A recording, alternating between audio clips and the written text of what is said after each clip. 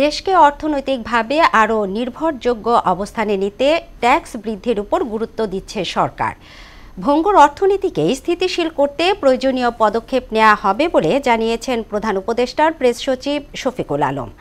রোববার সন্ধ্যায় রাজধানীর ফরেন সার্ভিস একাডেমিতে আয়োজিত সংবাদ সম্মেলনে তিনি বলেন, ভ্যাট ট্যাক্স বৃদ্ধির ফলে জনগণ কিছুটা ভোগান্তির শিকার হলেও সরকার অজনপ্রিয় হয়নি। আরও জানাচ্ছেন মুনতাসির মামুন।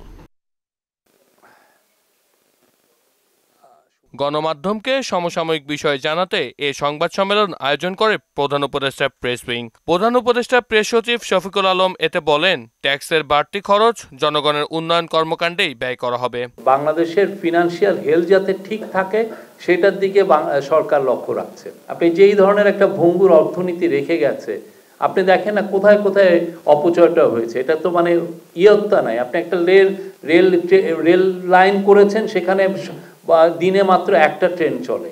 তিনি জানান, গেল 5 মাসে রাজস্ব আদায় হয়েছে 1,26,000 কোটি টাকা, যা লক্ষ্যমাত্রার চেয়ে কম। তবে সরকার এ ঘাটতি পূরণে কাজ করছে।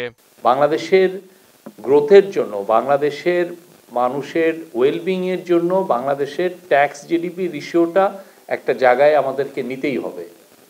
সেই পরিপ্রেক্ষিতেই কিছু ভ্যাট ইম্পোজ করা হয়েছে।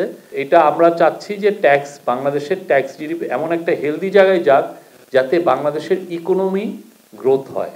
এ সময় টানেল নির্মাণে অপ্রয়োজনীয় ব্যয় হয়েছে, যা জনগণের কাজে আসছে না বলেও অভিযোগ করেন তিনি। যে আমরা যে ইকোনমিকটা ইনহেরিট করছি, আপনি দেখেন কি কি সব জায়গায় অপচয় করা হয়েছে।